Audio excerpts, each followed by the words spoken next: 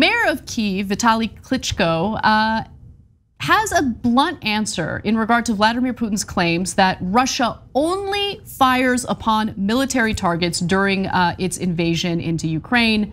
Let's hear what he has to say. He keeps it short. Putin says he's only targeting military targets. Bull. Sorry. Where is military target? This building is military target. That's it, that's the interview.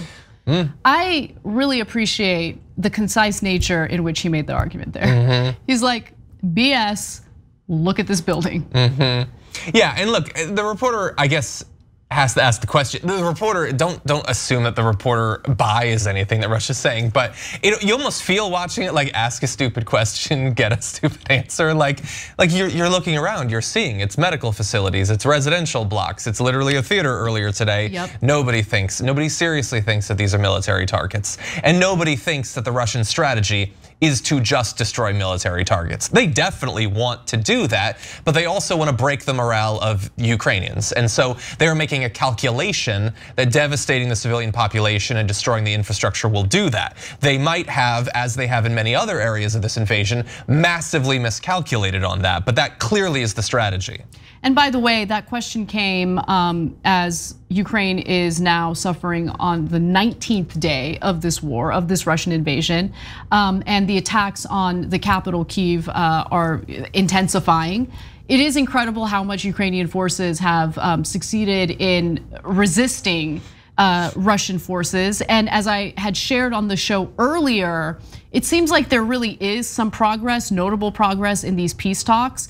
And it does look like Putin's trying to find a way out of this because he should. He absolutely should, right? And so, look, even though Zelensky said that he wouldn't join NATO before the invasion, I can see all these Russian politicians trying to pretend like that didn't happen and that they're getting the promise now through these negotiations.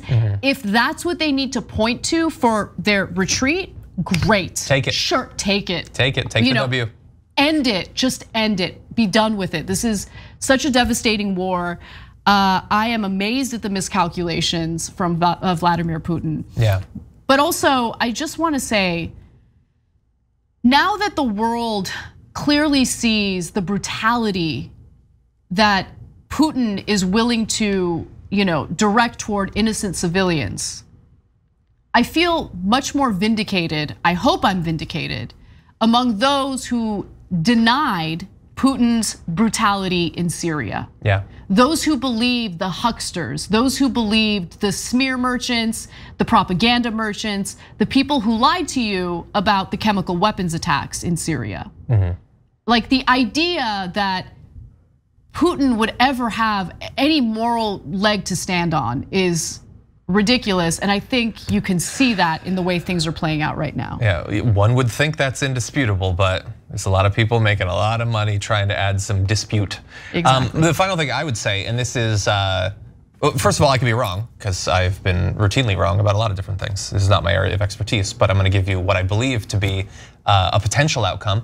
If we get in a week or in a month or in 6 months some sort of diplomatic resolution of this, that will be a massive win, almost regardless of the circumstances, what has to be given over. But you should also prepare yourself, especially if you are really invested in this, which a lot of people are.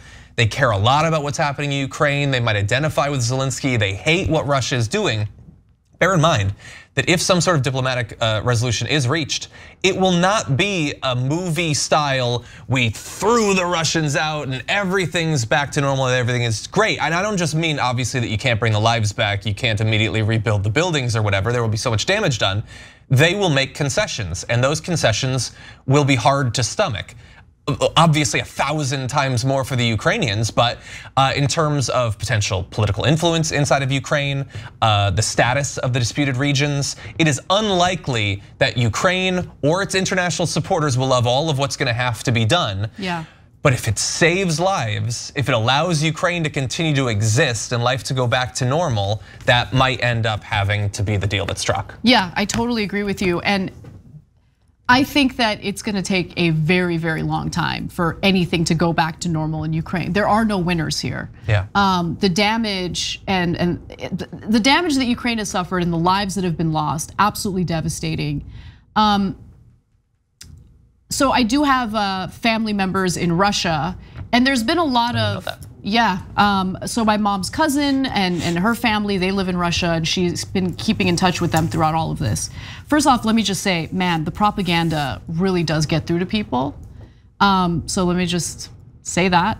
And I obviously disagree and push back on that propaganda quite aggressively. But no, I mention it because the question was, hey, are you guys feeling the pain from these sanctions? And she's like, aside from some websites that we don't have access to anymore, we're not experiencing anything. But who knows? Maybe it takes a while for those sanctions to really impact like the normal community. The stock market is shut down. The currency has been. Yeah, okay. That's what she says. That's what she says. I mean, that is one person that I know who says this, right? And she's not connected or anything. Literally, Armenians living in Russia. She's not an oligarch. No, not even close. So who knows? But by the way, I want that to be the case. I don't want ordinary people to suffer from sanctions. They're not the ones who chose to do this. Exactly. But anyway, we'll see how this all plays out for Russia as well, because some of these economic sanctions are very serious. Thanks for watching The Young Turks. Really appreciate it. Another way to show support is through YouTube memberships. You'll get to interact with us more. There's live chat emojis, badges. You've got emojis of me, Anna, John, JR. So those are super fun. But you also get playback of our exclusive member-only shows and specials right after they air. So all of that, all you gotta do is click that join button right underneath the video. Thank you.